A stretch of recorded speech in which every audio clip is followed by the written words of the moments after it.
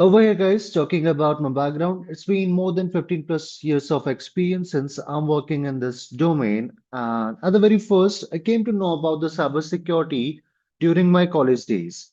Like over there, I was quite interested in learning what is this ethical hacking, how we can protect your network, like how the attackers they're performing their attack, and many more. So at the time, I wanted to know about the cybersecurity, and that is how I started learning about the offensive side of cybersecurity, and eventually, I also learned about the defensive side of cybersecurity, and still learning the new things here. Like over here, guys, this is the field we are having where we cannot stop learning. On the daily basis, we are hearing the news about the new threats. We are hearing the news about the new attacks that are happening. Like if you guys will be going in the internet, you will be finding that in each and every minute, hundreds of cyber attacks that are happening worldwide. So that is why we need to keep ourselves up to date. Like, actually, what are the attacks that are happening over there? How the attackers they're performing their attack? How we can prevent them? So, if we will be having all that information, we will be able to make sure that yeah, we can protect ourselves as well as our organization. Now, here, guys.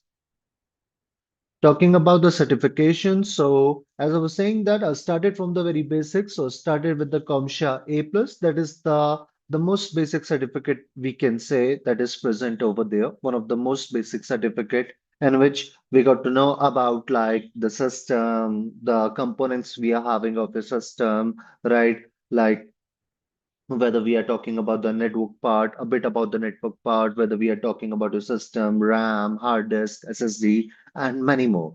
Then I started your the Network Plus. I did your Network Plus from a CompTIA. Then I did your Linux Plus, that is again from the CompTIA. Then I did your Security Plus over here.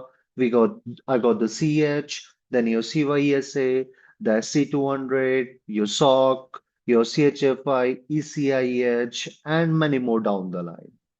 Now, I provided the training for the Windows Server Administration, for the Linux Red Hat, and all the certification courses in which I am certified in. And you can say I'm also working as a consultant now. So that's a bit of introduction about me, guys. Now let me tell you the quick introduction we are having for this Security Plus.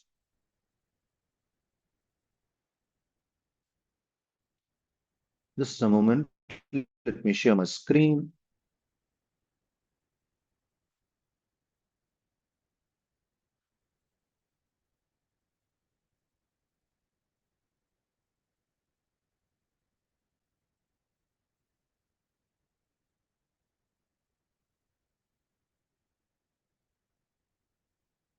Okay, so now over here, guys, when we are talking about the Security Plus, I hope everyone has done some of the homework about it, like what it is, like what are the things we are having inside of the Security Plus, and many more. So over here, guys, as you can see, when we are talking about this CompTIA Security Plus, it is one of the global certification that is available. So with the help of that, like we will be able to build our skills, we will be able to build your foundations we are having. But to be very frank, guys, it is the beginner level, or we can say the entry level of the certificate we are having that is falling into the defensive side. With the help of that, we will be able to have the understanding about the networking, the applications, like how we can protect them, the devices, how we will be able to protect your data, the data integrity, the confidentiality, as well as the availability.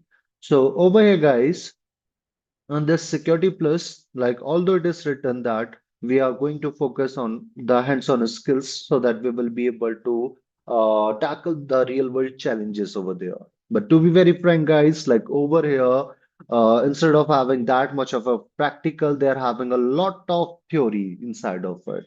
But here, we will be trying to make it as much practical as we can. Like I will be trying to showcase you like as much hands-on as we can so that you will be able to get a good understanding like how those things are working in the real world scenario. So with the help of that, we will be able to get a good understanding of the theoretical area as well as the practical aspects of it. Now, On the basis of it, guys, like over here, what they're doing is they're providing us some modules, or we can say some domains that are available. Like we are having as the general security concepts, then we will be discussing about some threats, vulnerabilities, mitigation. We're going to talk about the security architecture that is available, the security operations we are having, the security program management and the oversight, and many more. So these are the big domains we are having that has been broken into your 16 modules, or we can say like the 16 chapters over here. Now, just a moment, let me show you the exam information about it.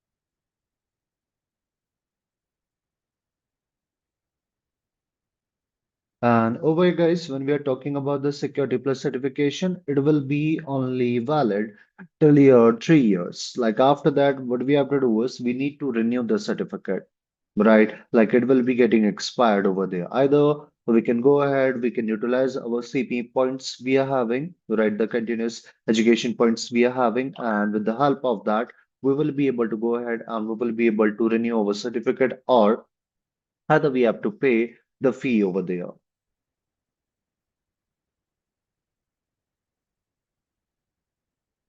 And let me also show you the practice set we are having of it. So with the help of that, you will be able to get a good idea like what type of questions we are getting when we are talking about the Security Plus.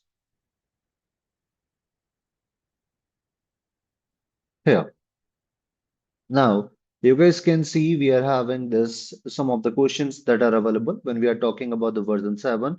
The exam code we are also having for it that stands for your 007, right? And the previous year we were having like previously your 006 that was available. Now talking about the examination, guys, inside of this CompTIA, we are not having like the fixed number. Instead of that, we are having like the maximum number that is available like your 90. So over there, when we're talking about 90, like we are not having any type of guarantee that whether we will be getting like 80 questions, 85 question. Most probably the number will be getting fluctuated over there. Like in my case, I received the questions that was near of like your 71, right? And the passing score we are having for the CompTIA, I can say like it is bit high. That is like we have to mark on the scale of your 0 to 100, or we can say 100 to 900 over there. We have to mark more than 750 plus. But the best thing is we are not having any type of minus marking, as well as we do not have to worry about like let's say right now if I'm not having the answer of this particular question, so I can move into the next question over there and we can come back to the previous question later on. And for completing all these questions over there, we will be getting the time of your 90 minutes, right? It's a proctored examination, guys. We are having the two methods for giving the examination of it. Either we can provide the question, either we can provide our examination by sitting at our home on a virtual basis, or either we have to go in the exam centers. Right. So with the help of that, we will be able to clear your CompTIA Security Plus examination. But don't worry, guys. What we will be doing is, by the end of this particular course, we will be having a small questionnaire session also. So with the help of that, everyone will be able to get a quite comfortable, like what type of or what kind of questions we are getting in the Security Plus. so that you will be able to prepare over there. I will be sharing a lots of practice questions with you guys. So you can look into that. And if you will be having any questions, you will be having any type of queries over there, you guys can ping me and I will be helping you out. So that's a bit, guys, we are having about this CompTIA Security Plus. Now, what do you say, guys? Is anyone having any questions, any queries? So,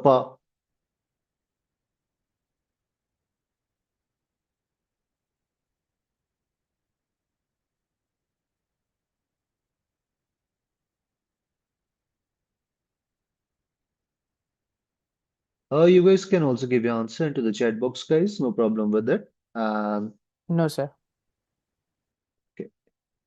And this is like the demo session we are having. The sessions will be getting continued on the regular basis from the next Saturday. So I hope I will be seeing each other from the next Saturday over there at the same timing. All right. Then let's go ahead, guys.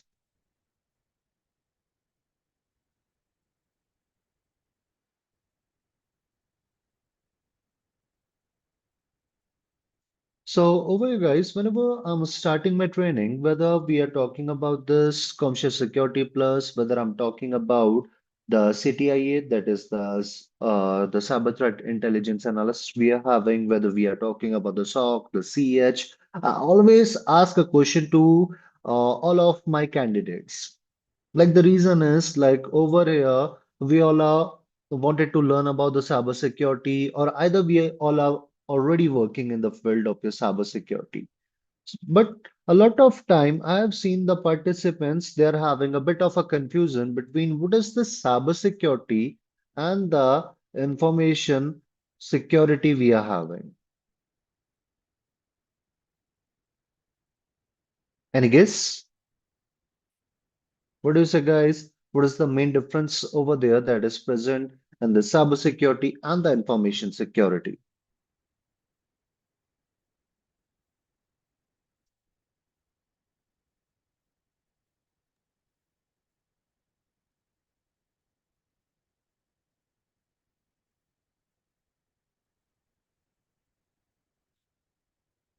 Maybe cybersecurity is related to like securing the network, and information security is where we can gather information.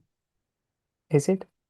Okay, yeah, let me brush it up. Let me Okay. brush it up. No problem. When we're talking about like the cybersecurity is like a process we are having, or it's like a practice we are having, where we will be trying to protect our assets that are present in your digital realm, the data that is present in your digital realm, right? From whom? From the person known as like your hackers. Whereas when we are talking about this information security is like a big umbrella we are having, and the cyber security is one of the domain of it. Like a lot of time, I've seen the participants, they're having the confusion. Many of them, they're saying that the cyber security is the part of information security. Some of them saying the vice versa of it. Sorry. Now, over here, guys, actually, the information security is like a big domain. Like, that is not just talking about protecting our digital data, that is also talking about protecting your physical data, the data that is moving in our network, and many more. So, over here, the information security is a process where we are having three things that are related with the security, which we call as the CIA, or we are also calling it as the AIC, so that the peoples they won't be getting confused between the intelligence agency that is available in the US. So over here, whenever we are trying to protect the CIA or about the information, or I can say the confidentiality, the integrity, and the availability about an information, that is we call as the information security. Now, over here, guys, in both the areas, you will be finding that we are trying to protect your data. We are trying to protect your assets. From whom? From a person known as like a hacker. Now, whenever we will be getting this term as a hacker in our mind, what we are doing is most probably we are going ahead and we are imagining like a malicious person, a person who is having the bad intention, who will be trying to perform the hack in our system, in our resources, and we want to protect our system from him. But over here, guys, depending upon the hacker, we are having the types. So when we are talking about like a hacker is a person who is having like the sound knowledge of a system and the network, right? He will be having the answers of all the WHY questions that are related with it. Now, depending upon the hackers, we are having the types. Like we are having the black hat hacker, we are having like the white hat hacker, we are having like the gray hat hacker, and many more. Now, over here, talking about the very first one, the black hat hacker. A black hat hacker is a person who is having the sound knowledge of the system and the network. And what he will be doing is he will be going ahead and he will be utilizing his knowledge for the destructive purpose. That is, we are having as the black hat hacker, right? Or simply we can say a person who is having like the malicious intentions. Whereas when we are talking about like this white hat hacker, white hat hackers are like the ethical hackers who will be always going through a book, who is never ever going to break the rules. Like over here, you guys might have heard, like in our organization, if you are having any friends, you are having any colleagues who are working as like the ethical hacker, they will be always saying that we are trying to locate, we are trying to find some bugs, the weakness that are present in our system, in our network, in our assets so that before the real attackers, they will be performing the attack on the top of them. We will be able to secure your organization, right? So that is like we are having as your white hat hackers, right? Who will be utilizing their knowledge for the constructive purpose. Whereas when we are talking about the third one, which we got as the gray hat hacker, a gray hat hacker is like a combination we are having of the black hat hacker, the white hat hacker. Now, in this particular scenario, the gray hat hacker, they can be good and they can be bad. Like simply they are going to depend upon a situation. Now, let's say over here, we are having a hacker with the name, a gray hat hacker with the name of Ashish. What he will be doing is, he will be going ahead, he will be trying to find the weakness in the organization's assets, in their resources. Right? Now, over here, on the daytime he will be discovering all those weakness, right? And then later on after getting all the information about the weakness, what he is doing is he is sharing all that data to a third party. Maybe he is getting a better opportunity over there. He is finding that the third party and or any other organization or any other hackers, they are providing him the more amount of money. So he will be going ahead and he's going to provide them all that data for that money.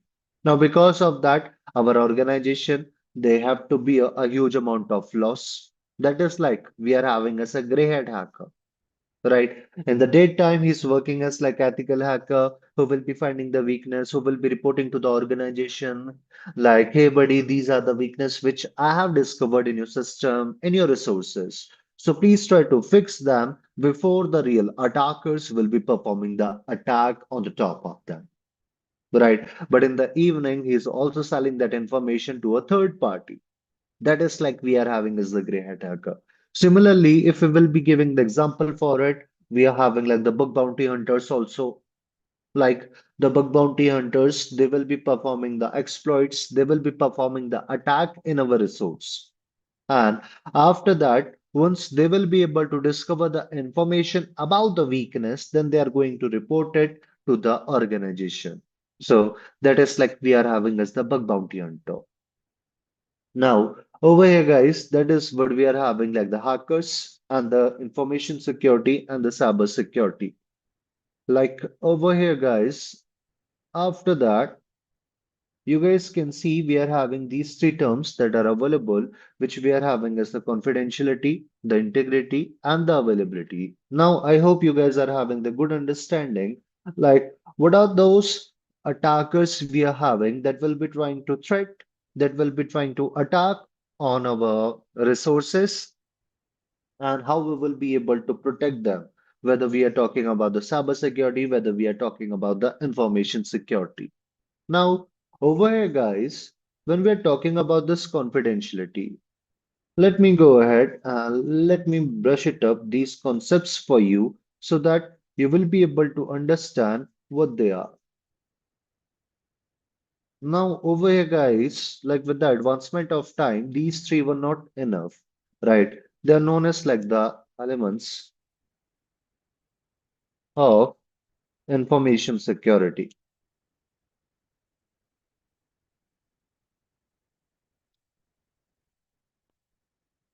Now, over here, guys, with the advancement of time, these three were not enough. That is why what we did is we went ahead and we introduced two more things that are available, which we are having as the authentication or the authenticity and the non-repudiation over here.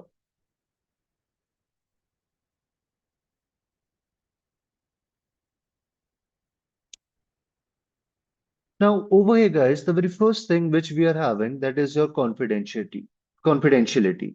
Now, when we are talking about this confidentiality, it is like a process we are having, and that we will be making sure that our system, it should be or our data, right? It should be only received, it should be only accessed by the genuine recipient we are having.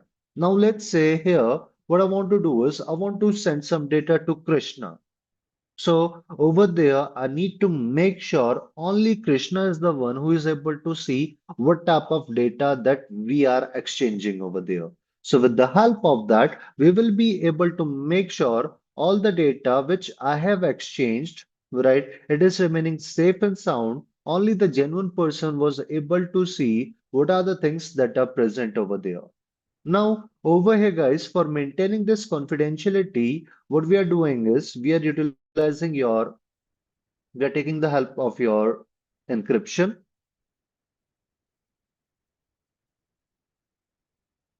as well as we are taking the help of your access control, as well as we can also use the steganography, and we are having as your secure disposal of data. So these are some of the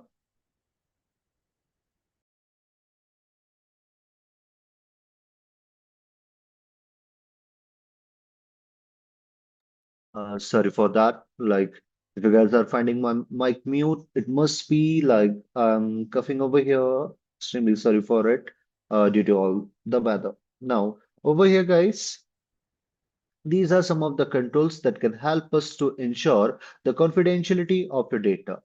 On the basis of that, here we are having the very first thing which we are having is the encryption. And over here, we are going to talk about the encryption in depth in our upcoming session over there, where we are having the whole module that is available for your encryption, the PKI, the concept of a digital signature, and many more. Now, encryption is a process we are having, and that we are going to convert our plain text into a cipher text. Now, let's say, for example, if I will be giving you the example over here, J, G, N, N, Q. What do you say, guys? Is this making any sense?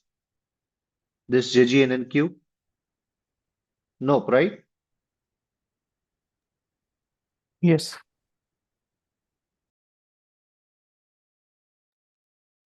Then let me give you a hint. Go ahead and try to subtract two letters from each one of them. So I hope we are going to get H, E, L, L, O. And all together, it is making your hello over there. So that is what we are having as the plain text. Let me also mark it. And this is the cipher text we are having that is hiding the true meaning of our data. And over here, this minus,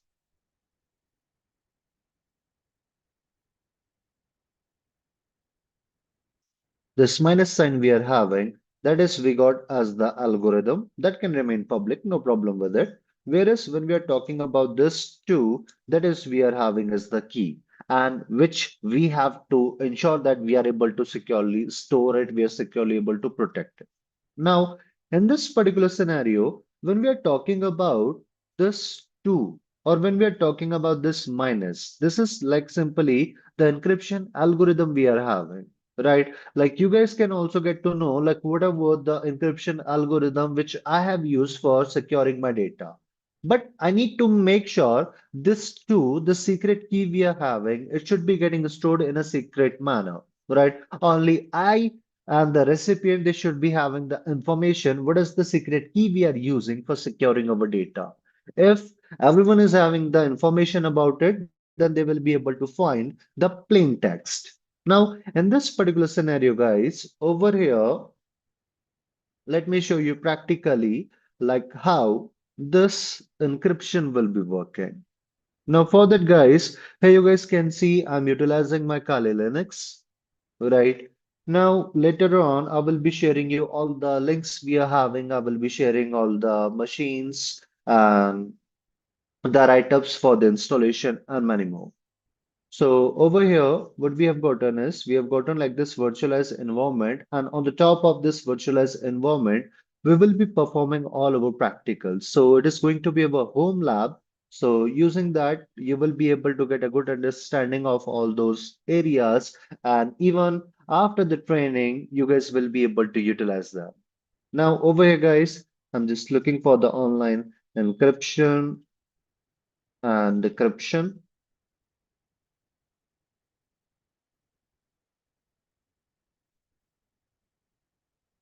Now, let's say here I'm having some data which I want to encrypt, right? So for that, let's say the data which I'm writing it is like, hey folks,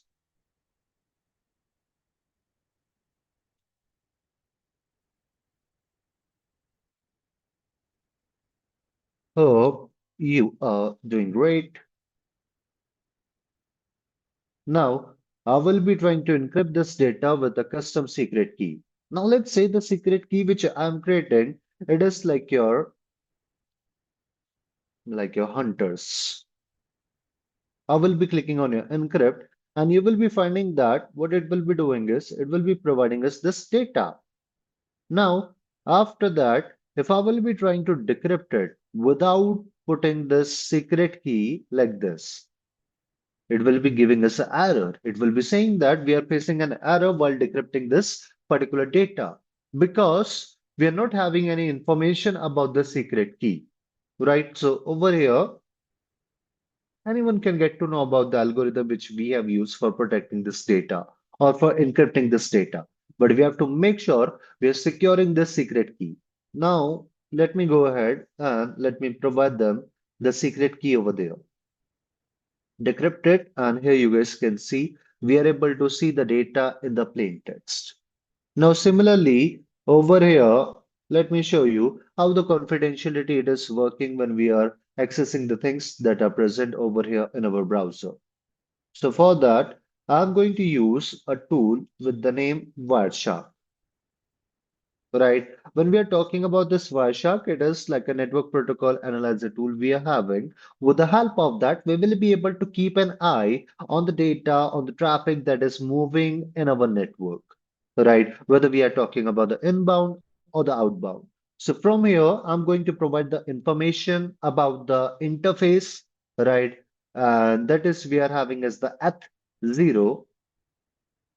And from here, I will be able to see all the communications, the conversations that are happening over there. Now,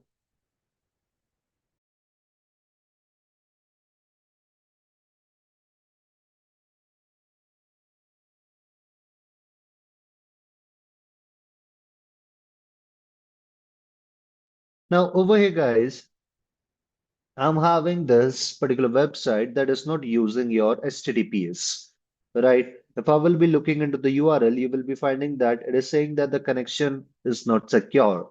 They're using the HTTP. the hypertext transfer protocol, which will be helping us to access the things over there, but it will be sending all of our data in the plain text. Now, let me show you if we are not using the encryption, how the attackers they will be able to find all of our data that is moving in our network. So you guys can see the interception is already working. Let me try to find the information about our credential. Let me clicking on sign in, and here I will be providing the credential which we are having as the admin. And here we are able to gain the access of this platform that is saying that hello admin user. We will be going back to your Warshak, and now you guys can see I'm having the big list of the packets inside of it. Now, if I will be looking through all those packets one by one, they are going to take a lot of my time, right? That is going to become quite difficult for me to go through each and every packet. That is why, guys, here we are having like the display filter, or option that is available for the display filter, where we will be able to provide our filters http dot request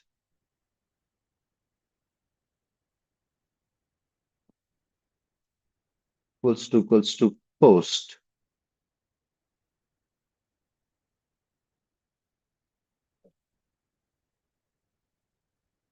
Now over here guys, when we are talking about the HTTP, right, what it will be doing is it will be having a lot of request methods that are available.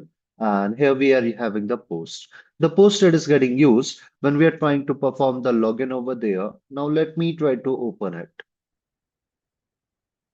Right. So here you will be able to find the information that our user he was trying to log in this test file location. You will be also able to find the information about the user agent that is getting used, right? You will be able to find the information about the encoding, the language over there, the connection, the link we are having. We are also able to see the information about the session ID, the keys, right? The server information. Now, if we will be reading all the content later on, you will be also able to find the information about the username and the password which we have given. So this is how our data is moving in the plain text. But now let's say instead of having this particular site, let me go ahead and let me restart the sniffing, continue without saving. And this time I will be looking into the HTTP side, GitHub.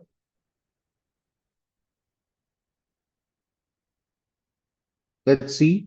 Yeah, it is properly sniffing over there. Now let me try to log in this particular platform. So let me just write as the test bed at testbed121 at gmail.com. I'm just randomly writing the credentials over there, right? Just for the test purpose.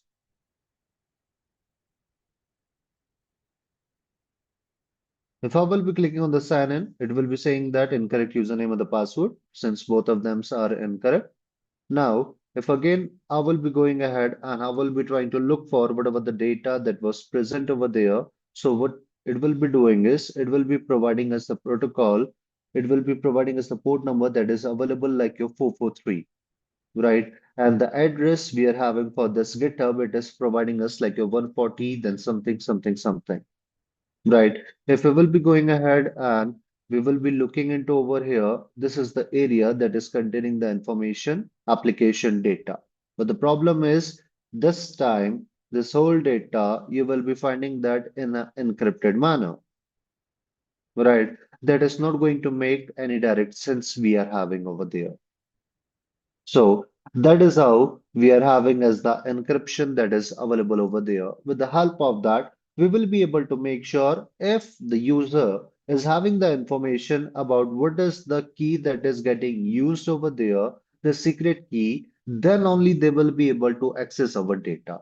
Otherwise, what will be happening is they will be just getting like this cipher text that is not going to make any direct meaning.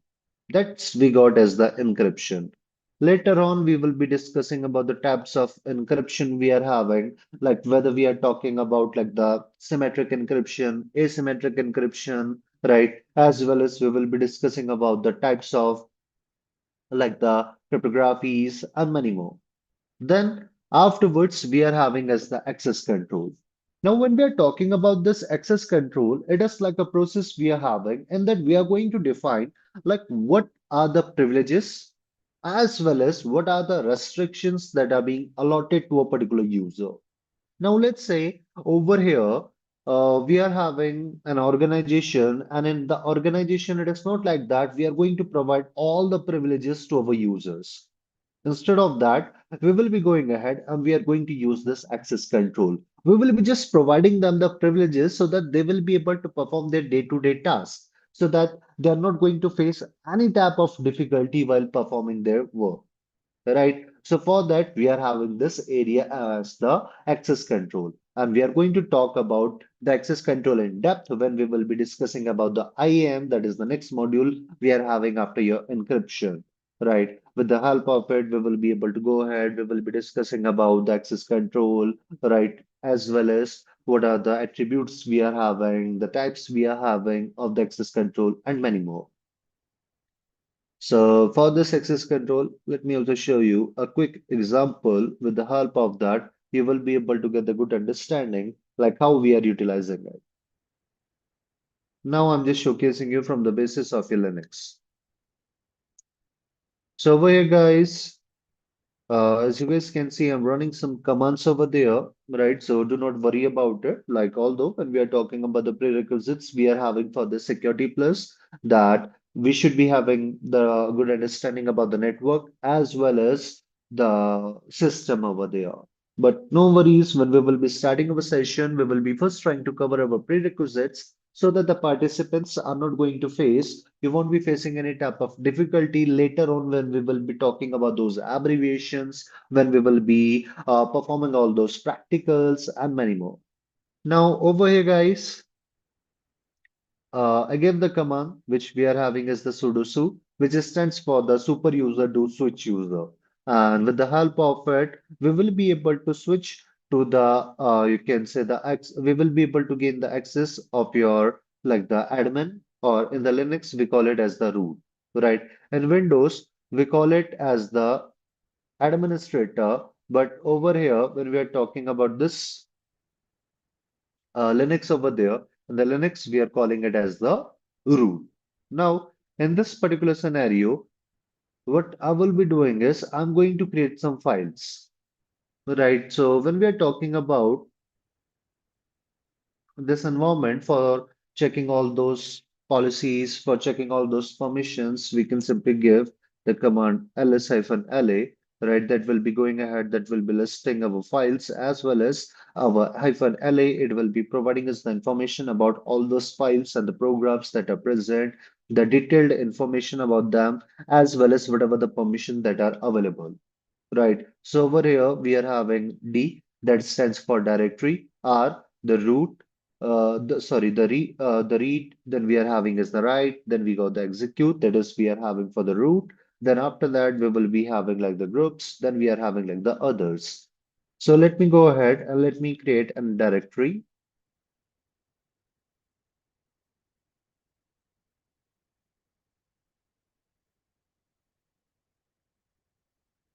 And over here I'm going to create a file with the help of your touch. That is like a editor we are having, which will be helping us to create a file.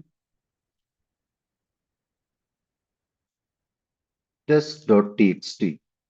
If I will be hitting enter and I will be doing lsla for this test.txt, you will be finding that they are just having like a read and write permission for the owner, or we can say for the root, and for the group and the others, they're just having the permission for the read. Now, let me try to remove all the permission.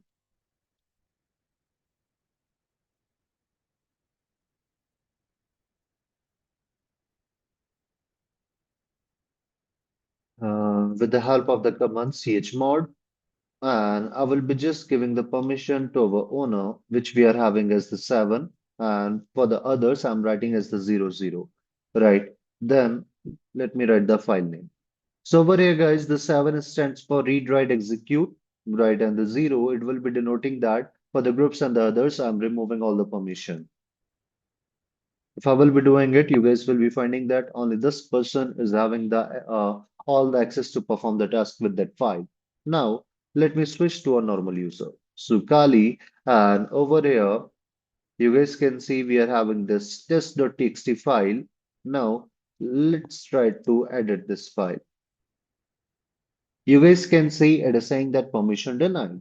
So that is how what will be happening is we will be able to go ahead and we will be able to define what type of privileges, what type of the restrictions the users they will be having with our data.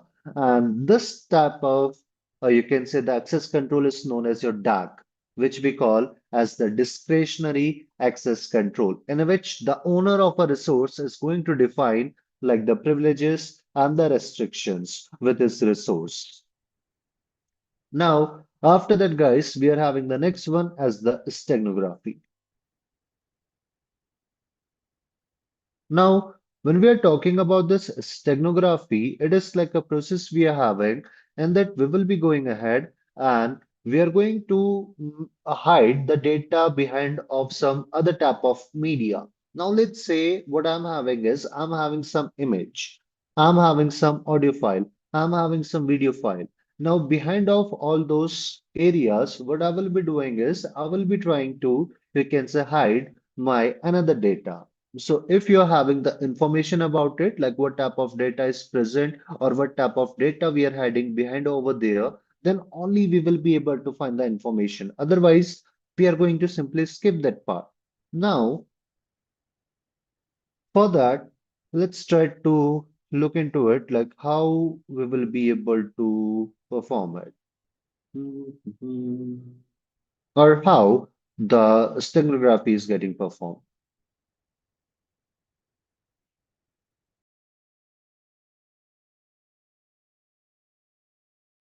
So I hope everyone has seen the movies of your Harry Potter, right? Are we having any Harry Potter fan? What do you say, guys? Anyone?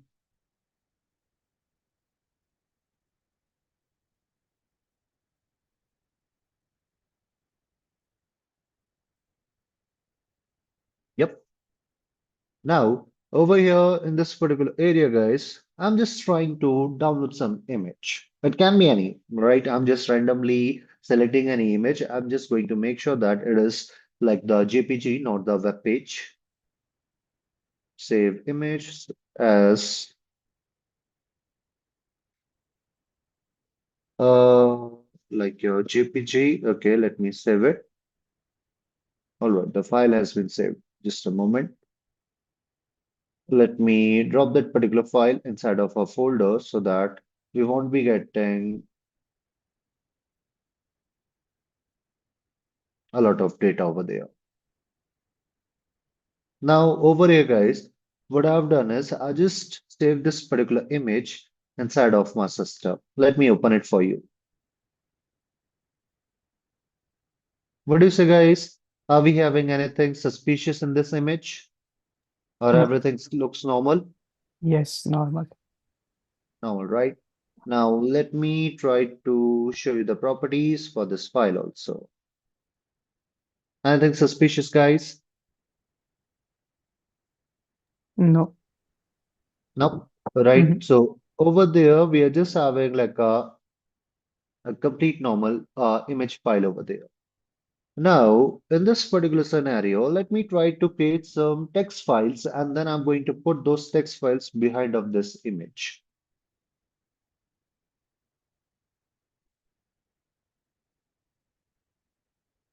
Let me give it a name like one.txt. And let's say I'm just writing some data. Hey, folks,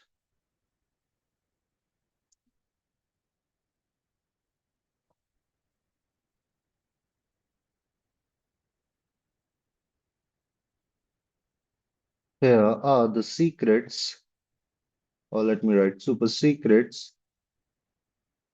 that are going to be used during the time of next conference. Let's say I'm just trying to make a secret message and I'm just saving it. After that, let me create one more file with the name 2.txt. And secret codes to join the next conference. I'm just randomly tapping anything over there and I'm going to just simply save it. Now over here guys, we got this 1.txt, we are having this 2.txt, simply we got the two txt files that are available and we are going to put both the files behind of this particular JPG image. Now let me select both of them and I'm just going to compress them so that they are not going to affect that much to my the storage of my this JPG. And from here, I'm going to delete the originals. And here we got our zip folder that is containing our 1.txt. Let me show you. And this 2.txt.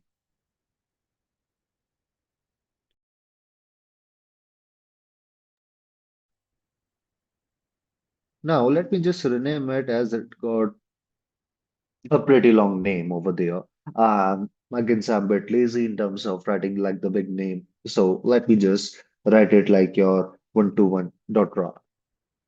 Now, after that, I'm just going to open my command prompt. And over here, we are going to write some commands. With the help of that, we will be able to perform your task. The very first thing, we are going to write dir. In the Linux, you have seen what we were doing was we were simply providing the command that was your ls. With the help of that, we were able to list our all the files and the programs that are available inside of a directory or outside of it, right? But over here in our Windows, we are having this command dir. With the help of that, we are able to see the information about 121.rar and our JPG file. Now, here, let me provide the source information. Right, so I will be writing copy slash B and the source we are having where our image, right? And then we will be providing them the information that what you have to do is you need to go ahead and you have to add my RAR file with it, and then I will be providing them the destination. If I will be hitting enter, it is saying that one file has been copied successfully, right? We have simply, you can say, added this RAR file in this JPG. Now, let me close it. We'll be going back to our folder where we are having our file. And here I'm going to delete this RAR also. Now here we are having this image. Again, opening it, it is like the same. Let me show you the properties we are having for it. And you guys can see it is also same. We are not having any type of difference over there. But if I will be trying to open this image with the help of my WinRAR, here you will be finding the information about your TXT files which we have previously created. So that is we are having as the steganography in which we are going ahead and we are trying to put our data behind of some other media. We will be discussing about the steganography in depth during the time of your cryptography module again, where we will be discussing about like how we will be able to identify the steganograph data, what is the steganalysis we are having, what are the different tools that are available we are having for this steganography and many more. Then after that, guys, we are having the next concept over there that we got as a secure disposal of data. Now over here, what will be happening is like on the daily basis in our centers, right? A huge amount of data is getting generated and it will be getting stored. Now, over here, we have to make sure that we are properly able to secure it, right? As well as like we are having like a value or the concept of your data retention, right? And that we will be keeping our data for a particular amount of time inside of our storage. Now, let's say over here we are having our logs of a system. right? As well as, let's say we are talking about the financial records of your organization. So we have to make sure that we are properly able to keep them for 2 years, 3 years, or something like that, right? Now, over here, once the data, it will be reaching the end of the retention, right? Where we have to go ahead and we have to make sure that we are able to find the information about it, right? Or we are able to properly delete that particular type of information from our system so that we will be able to free up the storage.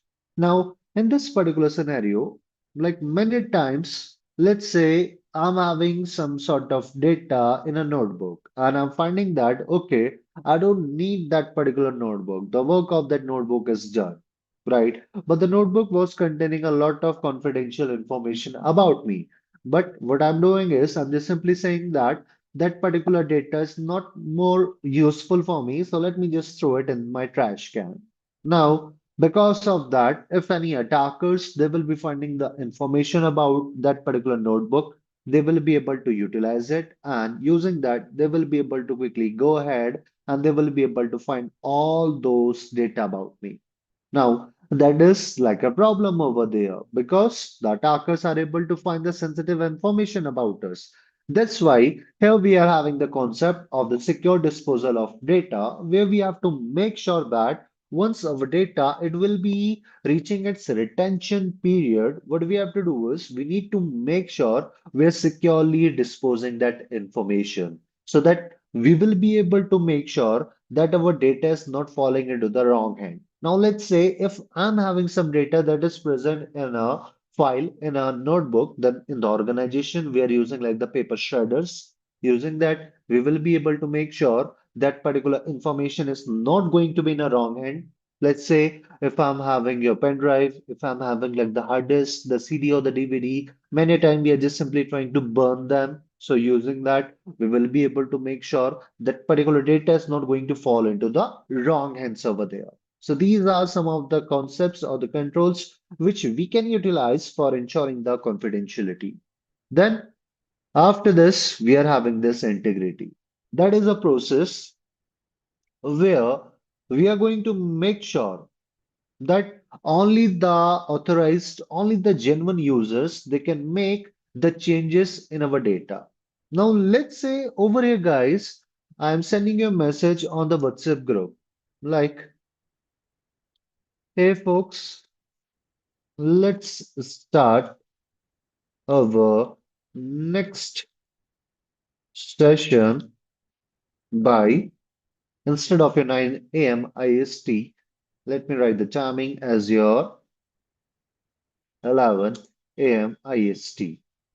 Now, over here, guys, what is happening is, let's say this is the message which I want to send you in the WhatsApp group. But the moment you will be receiving it, it is not going to be same like this. Instead of it, it is going to be like your 1 p.m. IST. Right? So over here, you will be finding that we are having an unauthorized change in our data. So whenever data it was moving from one location to another, the attackers they came in between and they made the unauthorized change in our data. And because of that, like over here, let's say I'm going to start my session by 11 a.m. and you guys will be trying to join the session by 1 p.m. over there. And you will be finding that the session is already over.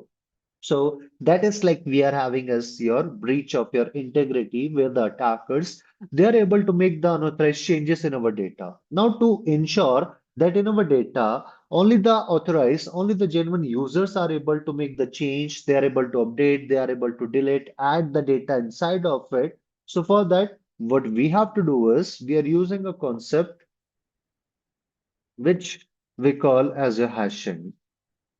Right. Now, when we are talking about this hashing, hashing is a process that is going to ensure that, like over here, even if we are having the small amount of change in our data, then it is going to provide us the information. Right. It is a process in which we are going to convert our data from one format to another. Now, let's say, let me go ahead and let me open my Kali. Let me show you practically. Sudo Kali, and I'm going to clear the screen so that I won't be having that much of info. Now let's say guys, here we are having a file test.txt. Let me open this file with the help of your Nano, that is a text editor. Like we are having a lot of file editors that are available inside of your the Linux over there. We are having VI, or we are also calling it as your Vim. We are having the touchpad, we are having the leaf pad, and many more that are available. And I'm quite comfortable with the Nano. If you guys want to use any other, no problem with it. Now let's say here I'm trying to provide some data. Hey folks,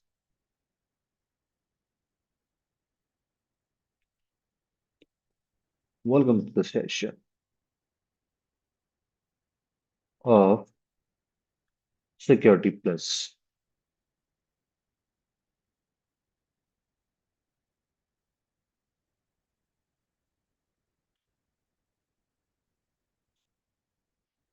Let me save this file.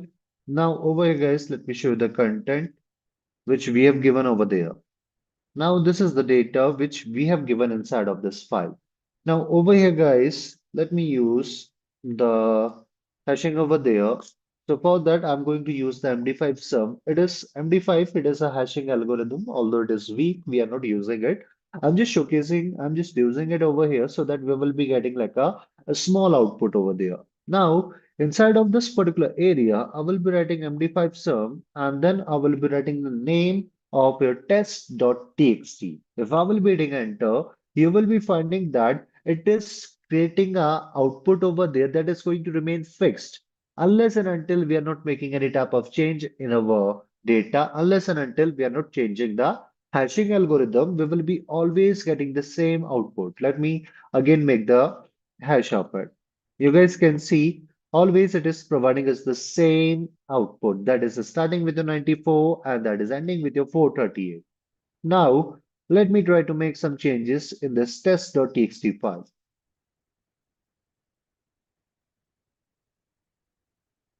And over here, I'm not even going to touch the data. I'm just providing them a single space, nothing more than that.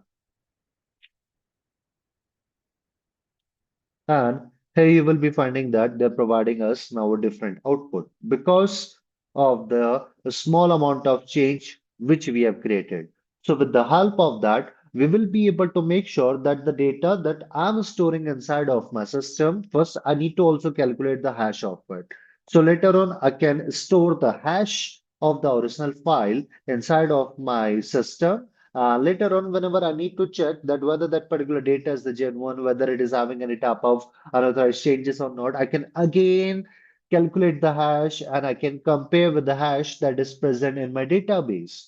If both of the hash, the new one which we have just calculated, and the previous one which we are having inside of the database. If both of them are matching over there, then we will be able to make sure that in our data we are not having any type of unauthorized changes. Now, over here, guys, along with that, it is not like that. We are just using this hashing over there for the integrity purpose. We are also using the hashing so that we will be able to keep our passwords, the system's password we are having in a secure manner, right? We will be also discussing about that, like how we are utilizing the hash, how the hash is getting generated over there, how we will be able to secure it, like how the passwords that are present inside of your database are getting converted into your hash, how the attackers they're performing the attack on them, how they are trying to, you can say, find the plain text, right? So for the hashing, guys, you can hear a word which we call it as like cracking the hash. But actually, in a frank manner, I can just say that we are not actually cracking the hash. Instead of that, we are simply trying to map the hash when we are using the attacks against of them so that we will be able to find what sort of plain text is behind of it. Now, that is we are having like your hashing. Now, after that, guys, we are having as the availability. Availability is a process we are having, and that we will be making sure that the systems who are responsible for keeping our data, for storing, for processing our data, they should be remaining available whenever they are being asked by the genuine user. Now, over here, let's say when we are talking about this availability, uh, have you guys heard about a website named Savannah?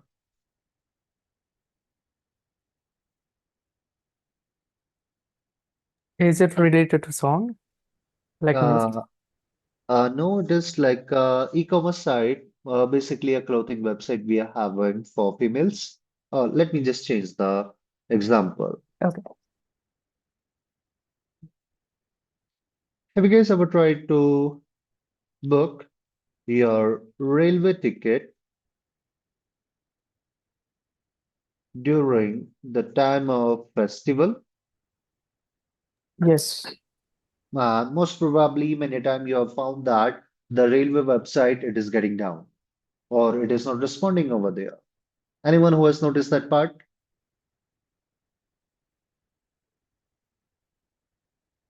Yeah, I've seen. Yeah, quite normal we are having. So Yes. in that particular scenario, guys, what is happening is like over here, like the huge number of requests, right? Over here, a lot of users at the same time, they're going ahead and they're trying to make the huge number of requests over there. And because of that, what is happening is that particular website is getting down.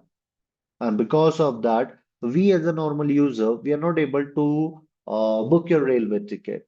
Now, to mitigate all those things, what we are having is we are having like this availability, right? So using this availability, we will be able to make sure that particular website should be remaining available whenever it is being asked by the genuine user.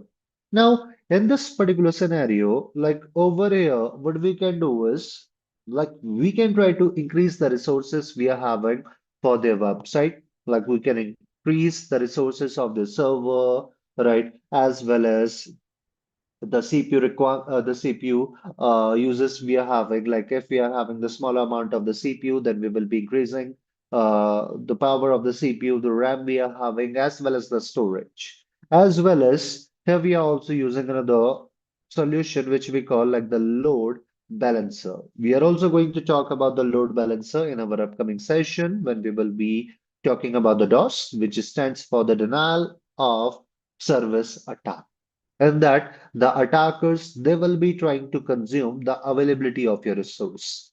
Right now, over here, with the help of the load balancer, we will be having the multiple servers that will be getting placed, and the load balancer, as the name suggests, it will be trying to balance all the requests that are coming.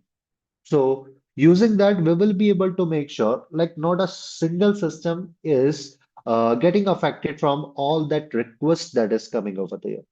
Right. Instead of that, we are able to balance them in all those multiple server based upon their requirements, based upon like how much of the free services or the free you can say requests they can make over there.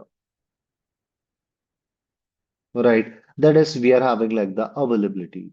Right. Similarly, if I will be trying to give you another good example for the availability, like over here, let's say if in your organization, a malware attack is going on, right? So at the time, let's say this like a ransomware attack, in which the attackers they will be going ahead and they will be trying to encrypt the data and the resource that are available in your laptops, right? So at the time, what we have to do is we need to go ahead and we have to make sure that our systems and our organizations they should be remaining protected. We are able to protect our system from that attack. And for that, if we are having any anti-malware solutions, right? If we are having any antivirus solutions, then they will be able to help us to reduce the impact of the attack. And using that, we will be able to make sure that our systems they will be remaining, you can say, working over there. Not all the data will be getting encrypted, right? Because of the ransomware attack. And even if some of the data is getting encrypted, then we are having is the data backup. That is going to make sure that even if our data will be getting encrypted, we will be able to decrypt that using our data backups. So at that time, we will be going ahead, we will be utilizing the data backups, we will be collecting all the data in our system from the backups. But before collecting it, again, we have to make sure that the database itself is not corrupted. It is not like that we will be, you can say, recovering the data from the database that itself is corrupted over there. Right. So first thing first, we have to also check the database, whether it is fine or not. Now, these are the things which we were having as the confidentiality, the integrity, and the availability. Now, after that, we are having as the authenticity. As the name suggests, like authenticity is the process where we will be going ahead and we are going to make sure the genuinity of the user, the genuinity of the system, as well as of our assets and the resource. Now, over here, guys, when we are talking about this authenticity, right? With the help of it, we will be able to ensure that the user who is claiming to be is the one, is really the one, right? So for that, let's say I want to log in. Uh-huh. Okay, let's say over here we are having like the web server. Let me also mark it.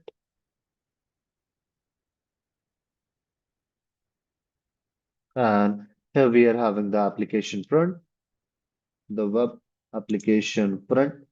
Let's say this is your Facebook.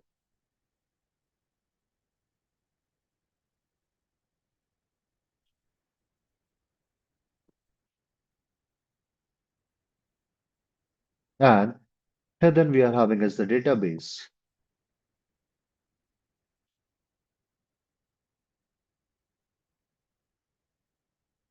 Now let's say we got a user who is trying to access who is trying to access his Facebook account, right?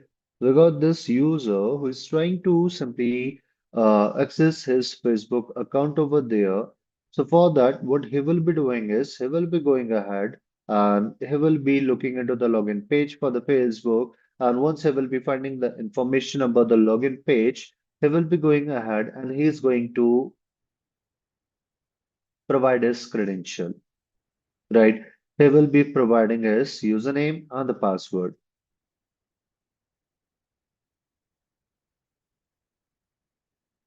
Now, after that, once we have given a credential to your web application, what our web app will be doing is it will be going ahead and it is going to forward that particular request, that particular data to your database.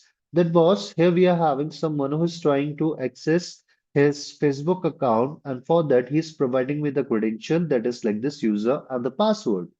Now, over here, our database is going to check whether those credentials are present in the database or not. It is going to check the genuinity of it. Now, over here, guys, talking about the database, it only understands the two things, or we can say as like two condition over there. That is like a true condition or a false condition. Now, over here, our database, it will be taking those username and the password. It will be checking inside of it. Once it will be finding the information, okay, these are the credentials that are available over there. So what it will be doing is it will be going ahead and it is going to reply back.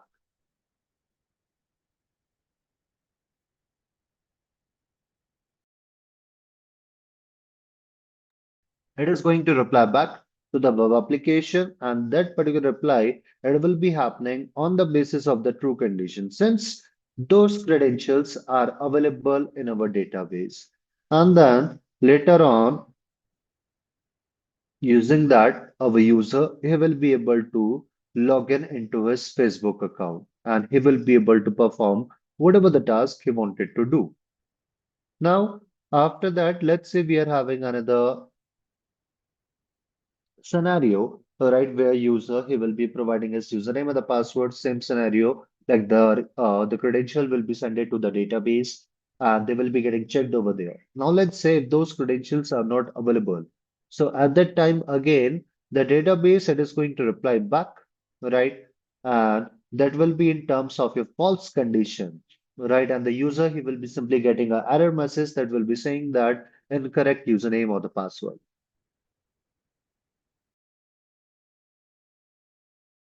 So that is what we are having as this authenticity. Now, guys, for ensuring this authenticity, what we are doing is we are going ahead, we are utilizing your passwords, we are using the pins, we are using the biometrics, and many more. Right. Similarly, we are also using like the digital certificate. Any guess? Any idea, guys? Like whenever you're trying to access any particular website on your browser, how you are finding the information that whether that particular website is the genuine one or not. I hope you guys have gotten a lot of ads or you guys have seen the ads whenever we are surfing over our Instagram, right? You will be finding that we are having a lots of ads that are getting presented over there, whether we are talking about the clothings, whether we are talking for the accessories and many more, right? And many a time we are actually liking those products and we wanted to purchase them. And I've seen a lot of time the users they're going ahead, they're clicking on all those links, right? They will be trying to purchase the product, they will be giving their money, but they are not going to get any type of resource from that location. Simply means that they are getting scammed. So what do you say, guys? How you guys are finding that particular website is the genuine one, not like a fake?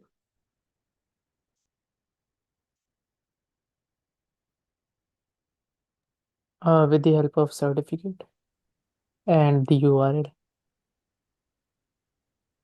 Yep. Like over here, let's say, guys, I'm going ahead. Let's say I'm just talking about your LinkedIn or any website that is available.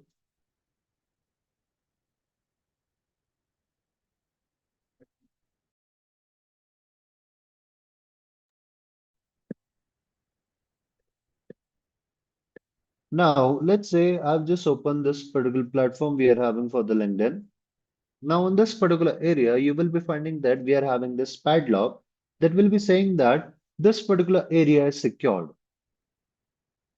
Right, like over here, you will be finding the information about that what they are doing is they are using like this HTTPS, right? So we will be getting this S, which stands for the secure, that will be helping us to convert the HTTP to the HTTPS. For that, we are having your SSL TLS certificate. And using that, we will be able to make sure that our resources are going to remain available in a secure manner. Connection is secure. It is saying that our this particular site, right, we are securely connected to the site verified by the DigiCert. That is an organization we are having, which is providing us the digital certificate, view certificate. And here, guys, we are having the digital certificate that is available for this particular area. Now, what do you say, guys? How many times you are checking the digital certificate before opening any website?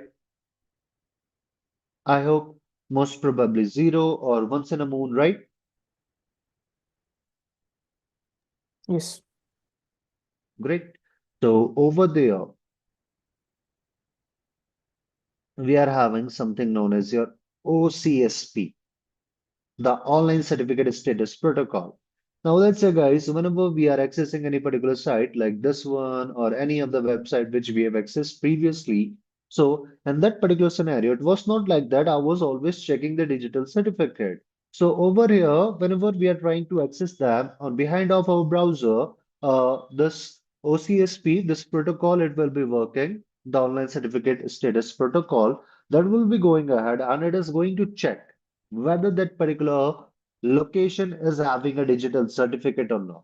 If they're having, that's a great one that we will be able to access it. If they're not having, then most probably they are going to provide us like a warning message that will be saying that security risk ahead.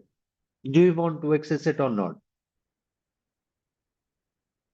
So using that, we will be able to go ahead and we will be able to specify that whether we want to, you can say, proceed, whether we want to go back to in a safe location or not.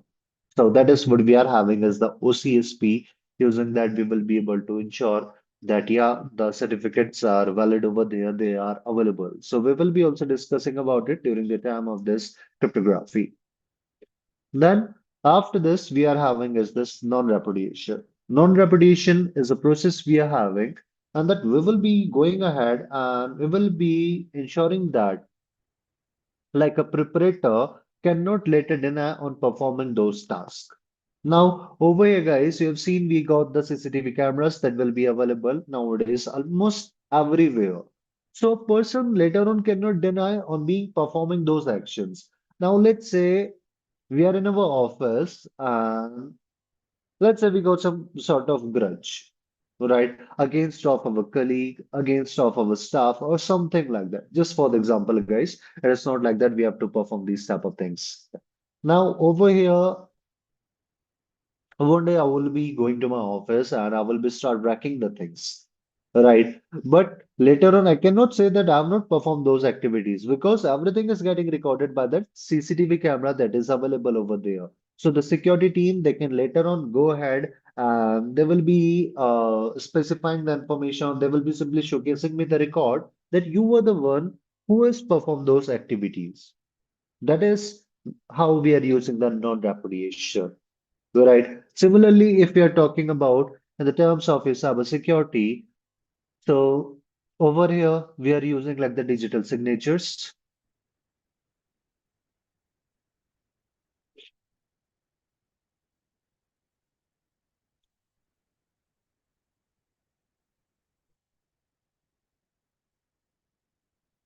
Now, over here, guys, we are having as a digital signature that will be working as the digital identity for our data, for our resource, right? So, in this particular scenario, like let's take example of a mail. Now, let's say if I'm sending you a mail, so over there, what will be happening is later on, I cannot say that I've not, you can say, sended you that particular mail.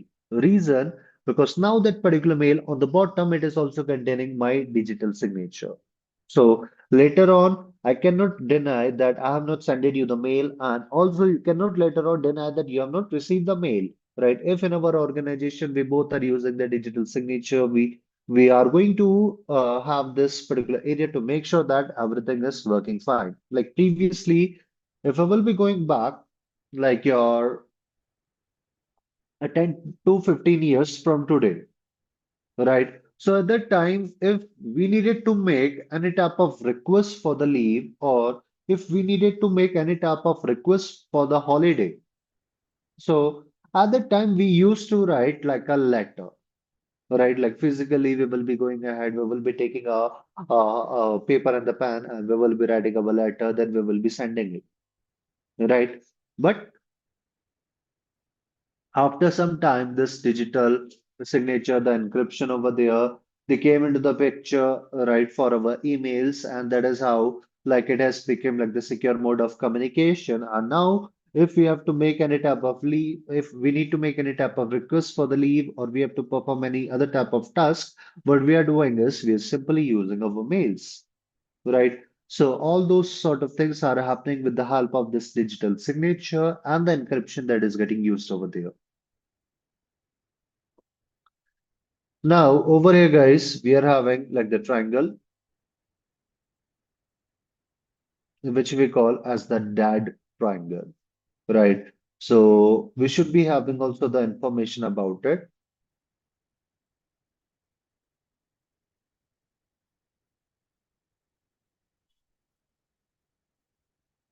Here we are having the disclosure. Then we are having as the alteration. Then after that, we are having as the denial. Now over here, guys, this dad triangle, it is getting followed by the attackers. Right. So that is why it is going to be remain quite opposite of the things which we have discussed over here as the confidentiality, integrity, and the availability. Now, over here in the confidentiality, we were making sure that only the intended recipient will be able to find what type of data is getting sent in. Right. But here, the attackers, they will be trying to disclose that particular information. They will be trying to find like what is written inside of that particular encrypted area.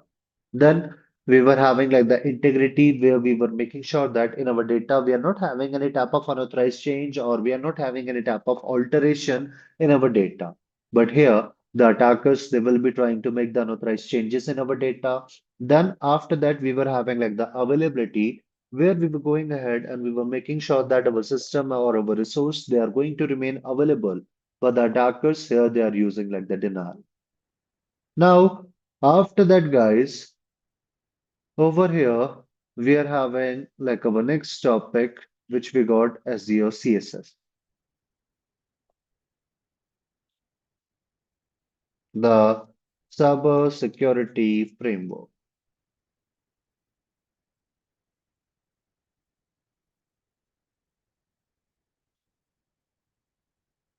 So when we are talking about the cybersecurity framework, it is simply like we are ensuring that all the security controls which we have, or the security controls, the policies, the devices for the security which we have employed in our organization, they are working as we are expecting over there, right? So for that, guys, over here in our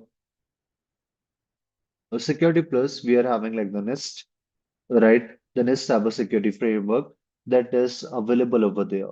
Now, on the basis of it, guys, here, right, they're having like the five functions. Like, although if you will be looking into the NIST cybersecurity framework, that is like the latest one, you will be finding that they got the sys functions inside of it.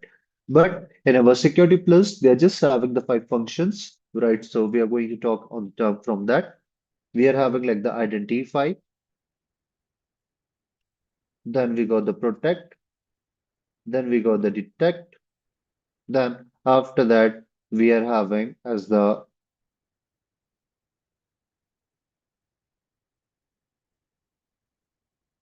recover, right?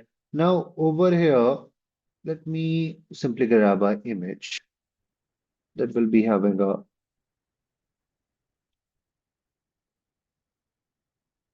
a better view for it. NIST Cybersecurity Framework.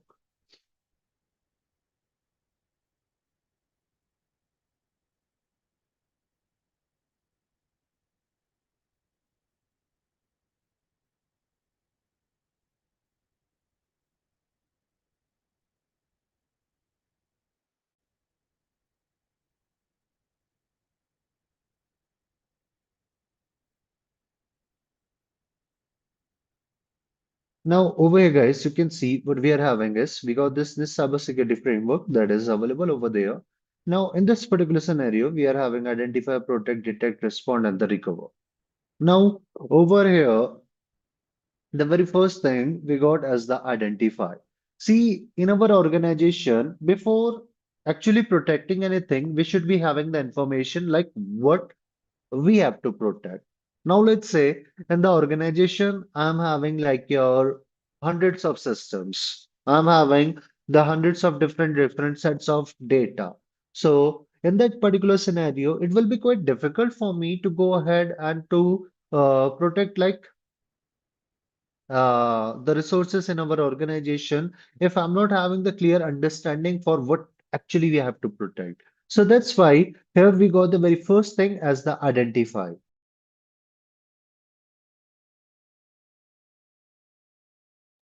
Sorry.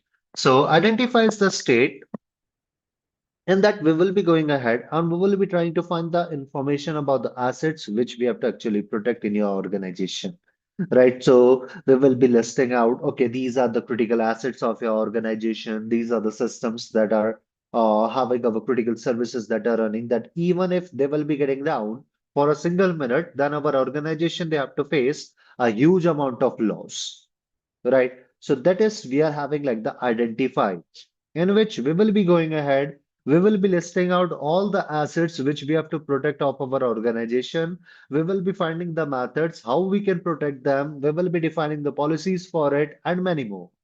Once we have done this identification, then we will be moving into this protection, where we are going to protect those previously identified assets to make sure that they are not getting compromised easily, right? So for that, like we will be using your firewalls, right? We will be using like the intrusion prevention systems and many more. Now, when I'm talking about the firewall, a firewall is always going to act as the first line of defense, right? That is going to work on the basis of the rules that we have already given inside of it. But The problem is we are having a lot of limitations of the firewall. Now, let's say the attackers, they are able to find the information about the rules of your firewall in which our firewall is working, then they can easily bypass it, right? We are having the intrusion prevention system, right? That is also a security solution we are having. Then the attackers, they can also find the information about the rules, like how it is detecting the things, how we will be able to bypass, and many more. So we will be also talking about the firewall and the IPS in our upcoming session, right? So over here, guys, on the term of your protection, right? I'm not saying that we can achieve like the 100% of security. It is like a concept or it is like a good dream we are having because maybe let's say in this particular moment, I'm able to achieve the 100% of security. But let's in the next moment, what is happening is some new threats are getting introduced, and the attackers are again able to find the ways to compromise your assets and the resource. Right? So that is why, like over here, we will be having this protection step that will be helping us to protect your organization to remain intact so that we will be able to withstand against the attacks. But now let's say if the attacker is able to bypass this protection layer, then over here, we should be having some sort of detection components that should be generating the alarm that should be providing us the information that buddy, an attack is going on. The attacker is present who is performing the attack on your resource, on your system, or the services. That is why here we should be having some the detection method. So for that, like we are using the IDS, the intrusion detection system, right? We are having the user analytic behavior analysis, UEBA solutions, right? We are having the SIM solutions, the security information, and the event management tools, and many more. That will be going ahead, that will be keeping an eye on your resource file like your 24 by 7. So using that, we will be able to find if in the future any type of suspicious activity will be occurring, right? So that is how we will be able to detect, we will be able to identify that boss an attack is going on. And once we are able to find the information about that particular attack, then after that, we are having the next phase, which we are having as your response. Now, in this response, we will be going ahead and now we are going to take the actions against of the previously identified attacks. Now, let's say,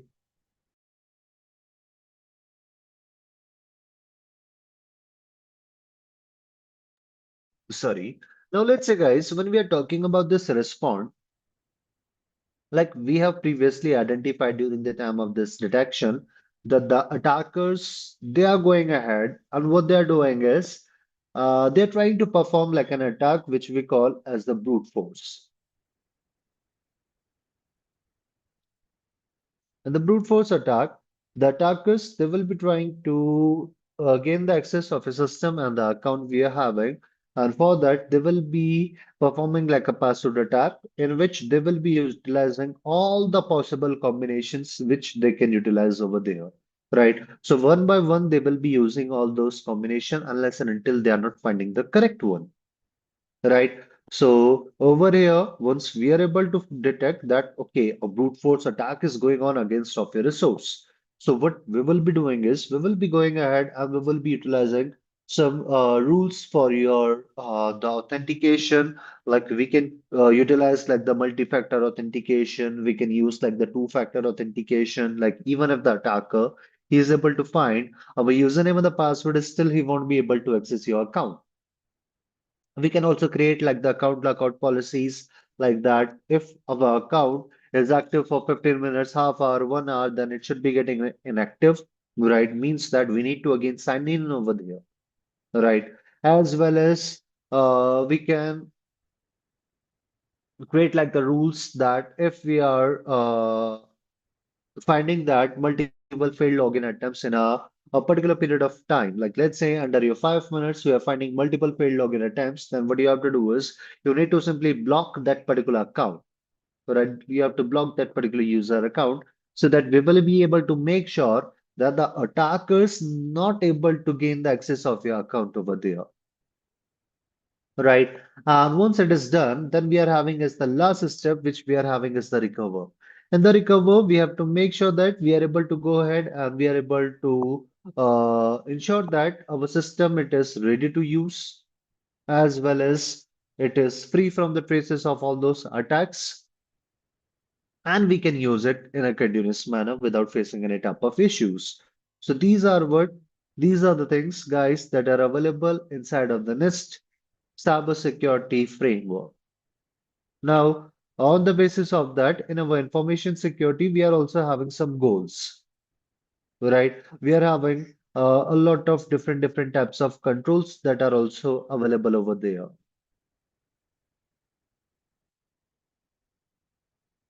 that we should be having the information about them. Now, when we are talking about these information security controls, like here we are having like the preventive control, we are having like the detective controls. Then after that, we are having like the deterrent,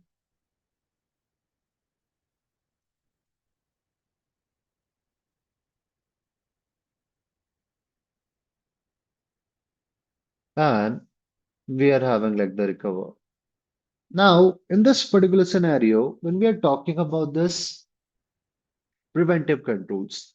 It simply means to say that we will be going ahead and we will be ensuring that we are putting all the security solution, the policies, the tools that will be helping us to ensure that our organization is not getting compromised over there, or we are able to make sure that our organization will be able to withstand against those attackers. Whereas when we are talking about the detective control we are having, and that particular scenario, we will be going ahead and we have to make sure that even if any attack is happening over there, then we have to go ahead and we have to prevent, we have to, you can say, quickly detect it. If the attackers, they're able to bypass the prevention layer, then we have to at least identify like if attack is going on or not. Then after that, we are having guys like the deterrent control, right? In the deterrent control, like it is not going to directly help us to stop the attacker. Instead of that, we will be trying to psychologically manipulate him. Now, let's say over here, when we are talking about this deterrent control, that you guys must have seen, like we are having the signboards that are available, like be aware of docs, sign.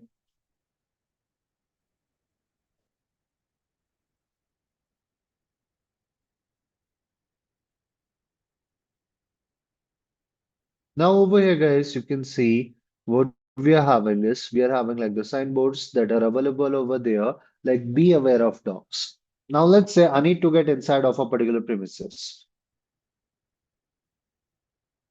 So over here, when we are finding the information about these type of signboards that are available, like no trespassing, be aware of dogs, right? Or we need to get inside of a particular home, or let's say we are having a thief, and what he wants to do is he wants to simply steal some sort of resource from a particular house.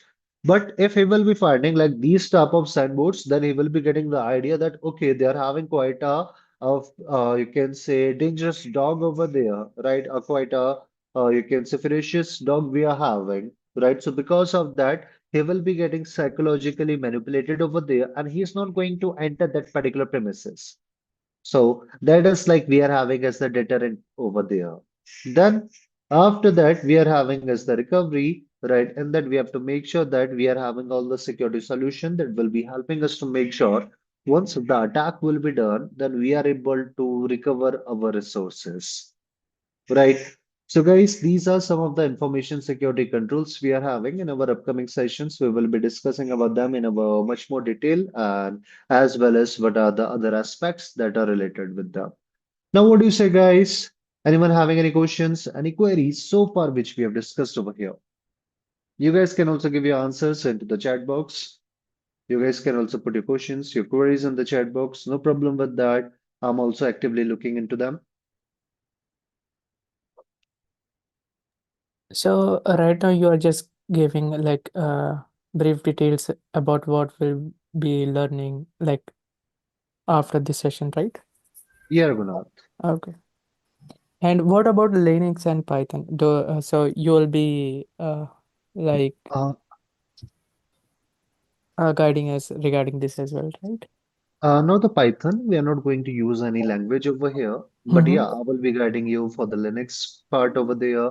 I will be sharing all the notes so that you guys will be able to create your base. You will be able to get the understanding like how we can utilize like all those commands. Like with the help of that, you will be able to get the basic knowledge about the Linux, like about Mm-hmm. those tools and many more. Okay, okay, got it.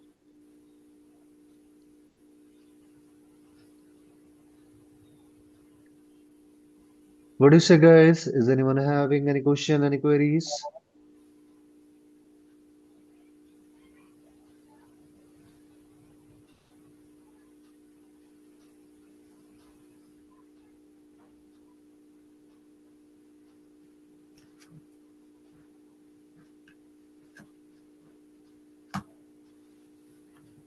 All right. Now, over here, guys, along with this Security Plus, what we are going to do is I'm also going to cover the CYSA as this is the one we are having for the blue team training over there. So, on the basis of that, what we will be doing is we will be going ahead and I'm going to take care of the Security Plus as well as the CYSA Plus we are having, and I'm also going to take care of the Splunk SOAR. Right, that is we are having for the security automation over there, the security orchestration and the automation response. Right. So I hope it was like a, you can say a knowledgeable session and you guys are able to find some interesting topic. What do you say, guys? Like any feedbacks for me?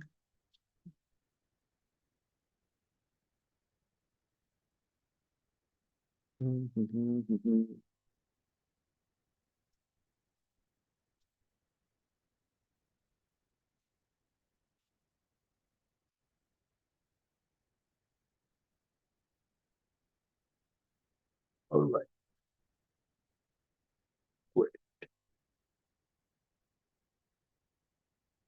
All right then, guys. So thank you, everyone. Thank you for joining in. This is all we were having for today, and I hope we will be seeing each other in our next session that will be on the next Saturday over there, right? The date will be is your 8th of December. Sorry, 8th of November, Okay, so right? we'll be having this session every Saturday, right? 9 No, to. no, Mm-hmm. the weekend, Saturday and the Sunday. Okay, okay. So from 9 From to like 11. yeah, Okay, IST. okay, okay, got it. Thank you.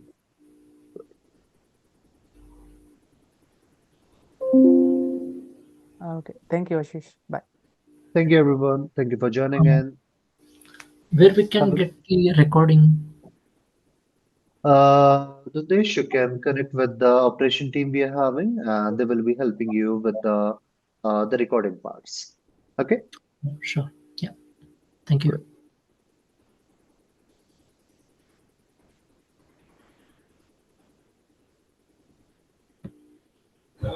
Thank you, Ashish sir. Thank you, Anuj.